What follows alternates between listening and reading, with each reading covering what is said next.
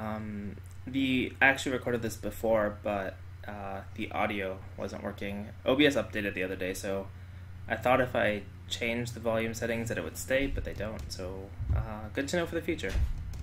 Okay, so this is a position. It's really easy to get here. This is an opening from one of my favorite books, written by Gosagen, and he's talking about this kind of joseki.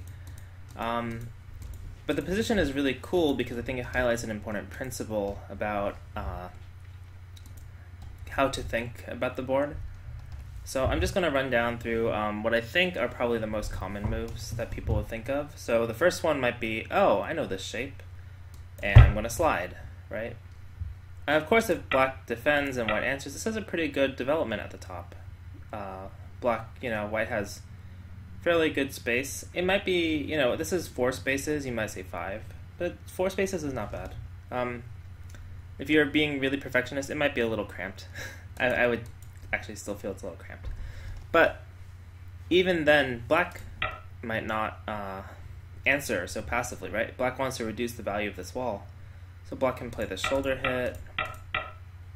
This is actually a pseudo joseki, which is locally good for black, good for white, because, white gets the next move here, and this wall is a little inefficient. But this wall is now really, really over-concentrated, right? Now, you can see this is basically sente. And, black can take sente. The sente part doesn't matter that much, but white's position here is very over-concentrated. So, and black, white gave away a whole corner, a huge corner for this wall, so it's not really satisfactory. Okay, so where else could you play? Well, one thing, so where else can you play? One idea might be to play here. This is like, this shape, right?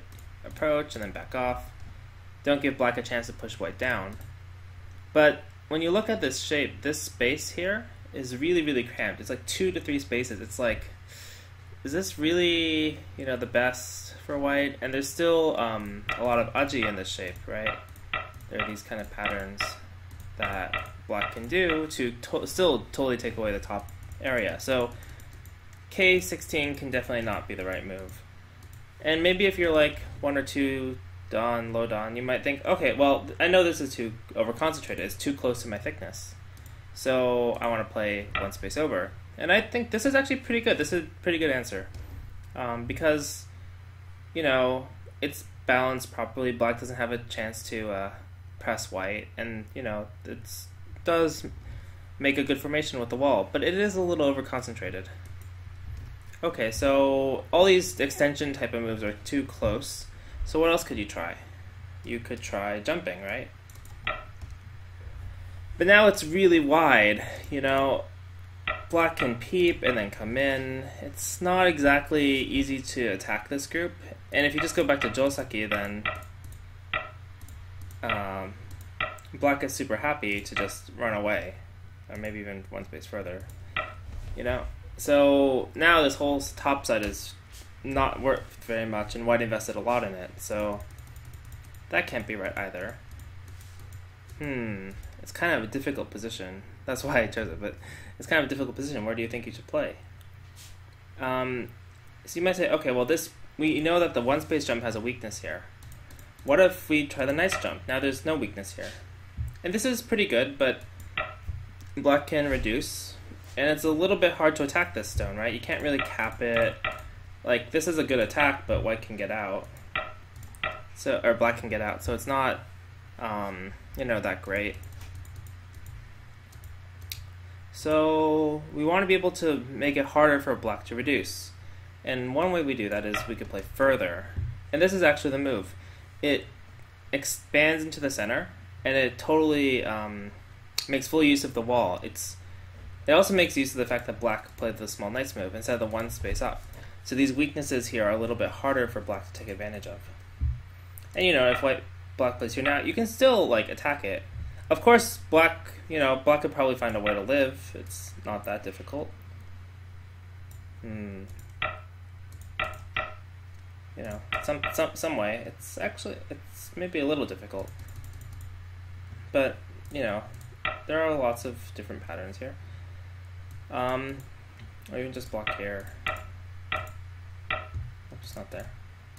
But even if you play something simple where, you know, black has to run, white's getting profit. This is really strong shape. This group is not alive and it's close to white's super strong shape. And you know it's super strong because the stone is close to being taken off the board. So because of these, this is like probably the best move you could play here. And it's actually what my book recommends. I thought it was really cool, and I've actually seen a similar situation that Evan Cho showed me once. But if I can't, I don't remember exactly what the board looked like, but it was something like this.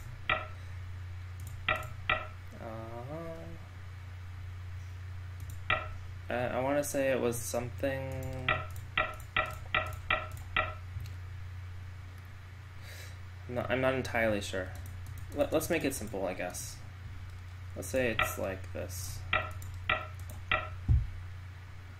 So now white, black makes this exchange. Maybe this happened. This is probably a little bit better for white. Actually, the bottom left is still not strong enough. So let's say white somehow gets a strong shape here. I'm trying to think of a joseki that does that. So maybe something like this. And maybe white makes these exchanges. I don't remember the order. Oh, this should come later, but I'm just playing these now. And let's say somehow white gets this move to make him really strong, you know, and black came here or something. So how would you develop the bottom? When we were talking about this with Evan, it's actually the same kind of move. You play this kind of jump. Because even if black can play a really deep invasion, right, you still actually have these forcing moves that are pretty useful. This one might be difficult to deal with, so maybe you don't play this last combination, but you kick or something. But it's actually not so easy. So now, even if this lives, this group is taking damage also, right? It's not quite so easy to take advantage of this group. So, but the idea is still the same. It's you want to make full use of your thickness by expanding into the center. This one might be a little bit big because I tried to make it on the fly, but the idea was still the same. Play away from your thickness and make it stronger. So, yeah, in this position, the best move you can play, I think, is this jump. This nice move into the center to make full use of this wall.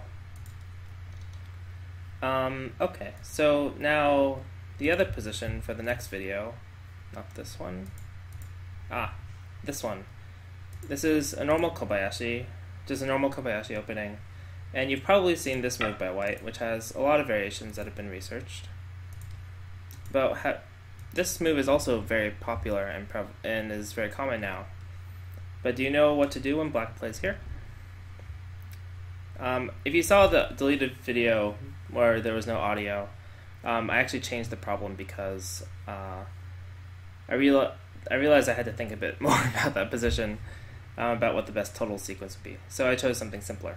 And yeah, if you could find the next move, good luck. There might be two good moves for this one. But yeah, I think it's a good one to know, and it's a fairly modern-ish pattern.